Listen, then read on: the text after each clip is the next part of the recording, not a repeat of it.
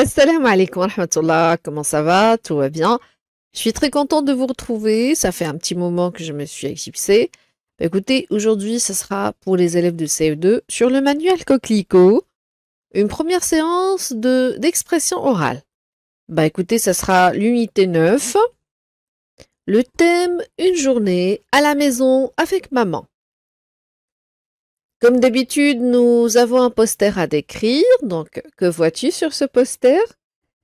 Je te conseille d'arrêter même la vidéo, de garder juste l'image du poster devant toi et de décrire librement ce que tu vois.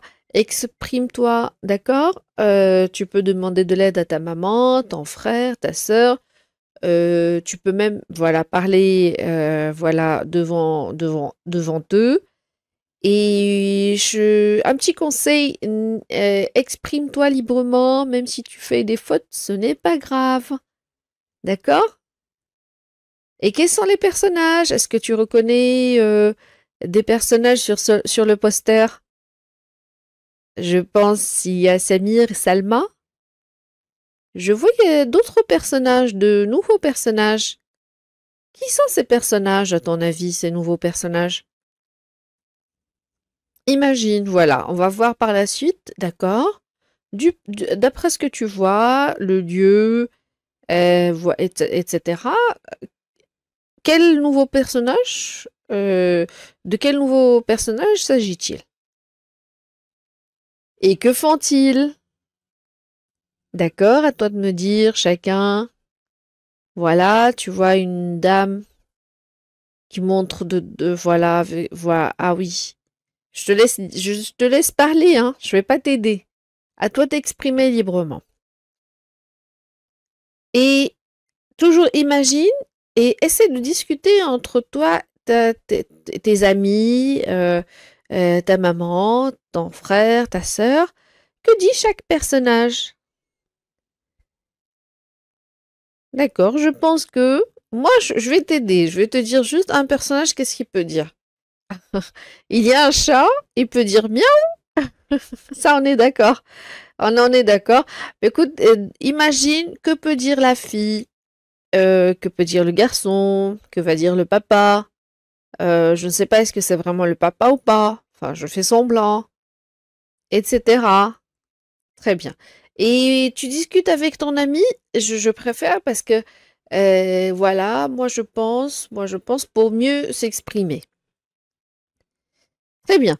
Alors, on va écouter le dialogue une fois. Je te conseille encore une fois de le répéter plusieurs fois, 2 à 3 fois. Comme ça sera bien de le mémoriser, de l'apprendre par cœur. Et aussi, tu vas découvrir d'autres expressions. D'accord? Ces jours de grand ménage à la maison.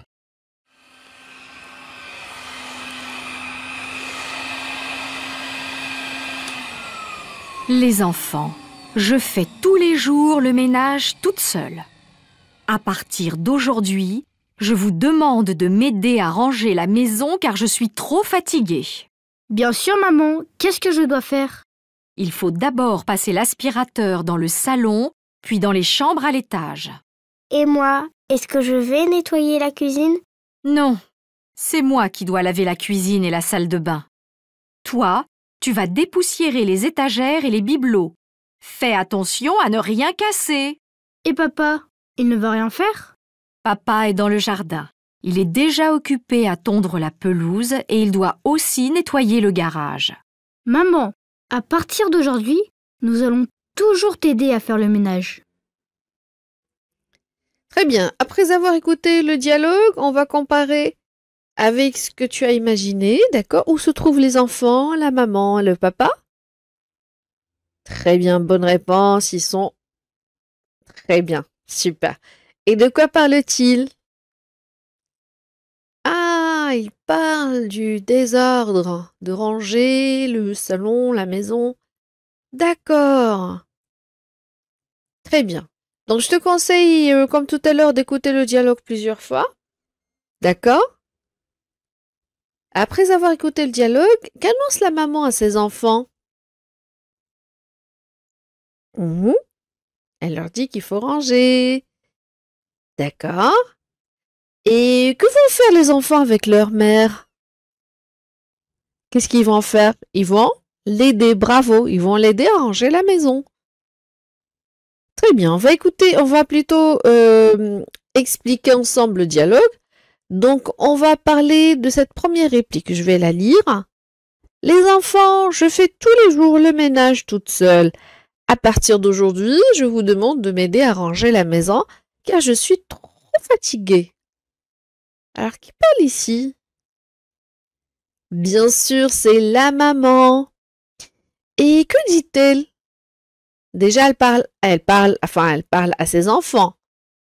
Et il leur dit qu'elle fait tous les jours le ménage toute seule. Très bien, retiens bien cette première expression. Faire le ménage. Faire ici, c'est un verbe à l'infinitif. Alors, pour le conjuguer, je fais le ménage, tu fais le ménage, il fait le ménage, elle fait le ménage, nous faisons le ménage, vous faites le ménage, ils font le ménage, elles font le ménage. Et faire le ménage, alors je te conseille d'écrire cette définition, d'accord, sur ton carnet. Faire le ménage, c'est le fait de ranger et de nettoyer la maison qui est en désordre. Alors, en général, les mamans font beaucoup le ménage et c'est conseillé de les aider. Et quand est-ce que la maman fait le ménage? À partir d'aujourd'hui? Ah non. Ah, elle fait le ménage tous les jours. Tous les jours, hein. Ça veut dire quoi tous les jours? Un jour, non? Pas du tout. Tous les jours, ça veut dire quotidiennement, toute la semaine, chaque jour. D'accord? Et que demande la maman à ses enfants? Ah, elle leur demande de l'aider à ranger la maison car elle est trop fatiguée. Donc, retiens ce verbe, ranger. Je range, tu ranges, ES, il range, nous rangeons. Il faut ajouter un E au NS. Tu vas voir ça peut-être l'année prochaine. Vous rangez, il range. Ben, écoute, ranger, le contraire de ranger, c'est faire du désordre. Alors, je ne sais pas, est-ce que tu aimes ranger, tu aimes faire du désordre, mais tu peux déjà, regarde, tu peux nous montrer le désordre sur le poster? D'accord, je vais t'aider un peu. Je pense que tu as déjà la bonne réponse. Attends, je prends juste ça. Par exemple, regardez un livre sous la table. Ça, c'est du désordre. Un journal par ici. Qu'est-ce qu'on a encore? Une feuille par terre. Regarde le tapis, comment il est. D'accord?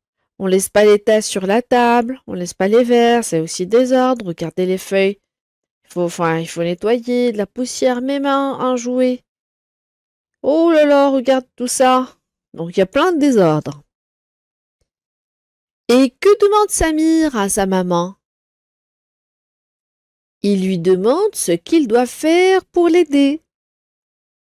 Il doit faire pour l'aider. Ah! Ben oui, d'ailleurs, que dois-tu faire pour réussir ton examen? Comment tu vas répondre à cette question? Pour réussir mon examen, je dois réviser. Ah, le verbe devoir, je dois. Il doit faire. Et que dois-tu faire pour arriver à l'heure à l'école? Pour arriver à l'heure à l'école, nous devons nous réveiller tôt. Et que dois-tu faire pour rester en bonne santé?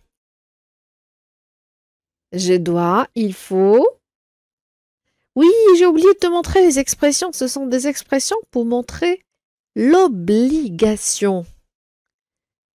Pour exprimer l'obligation, ça veut dire quelque chose que tu dois faire. Alors toi, tu peux commencer pour, comme ce qu'on a dit tout à l'heure, pour réussir. Pour réussir, c'est un verbe à l'infinitif. Pour réussir, je dois quoi? Je dois réviser. J'ai ajouté un autre verbe à l'infinitif. Ou bien je dis juste je dois faire du sport. D'accord? Ou bien il faut faire du sport. C'est ça l'obligation. D'accord? Pour exprimer l'obligation, on peut utiliser ces expressions. Alors, on va continuer l'explication du dialogue. Que dit la maman à Samir? Elle lui dit qu'il faut d'abord passer l'aspirateur dans le salon, puis dans les chambres à l'étage. Dans les chambres, pardon, à l'étage. Très bien. Oui, alors je te conseille vivement d'apprendre le dialogue par cœur. D'accord? Ça, j'ai juste marqué cette note. Quand on va finir l'explication du dialogue, tu peux revenir en arrière ou pour écouter le dialogue plusieurs fois, d'accord, pour le retenir, pour l'apprendre par cœur. Et on continue les répliques 4, 5 et 6. Alors, que demande Salma à sa maman? Salma dit « Et moi, est-ce que je vais nettoyer la cuisine ?» Elle demande à sa maman si elle va nettoyer la cuisine. Et attends, la réplique 5, la maman, qu'est-ce qu'elle répond? Non, c'est moi qui dois laver la cuisine et la salle de bain. Toi, tu vas dépoussiérer les étages et les bibelots. Fais attention à ne rien casser. Qu'est-ce qu'on apprend dans cette réplique? Dans cette réplique que je viens de lire. Ah! On apprend que c'est la maman qui doit nettoyer la cuisine et la salle de bain. D'accord, Salma a demandé à sa maman, est-ce qu'elle va nettoyer la cuisine? Sa maman lui a dit non. C'est elle qui s'en occupera. Mais que doit faire Salma alors? Qu'est-ce qu'elle doit faire? Bah écoute, Salma doit dépoussiérer. Regarde, Salma doit aussi. Si je dis je dois, tu dois, il doit, ou bien je dis Salma doit, Samir doit, c'est l'obligation, d'accord?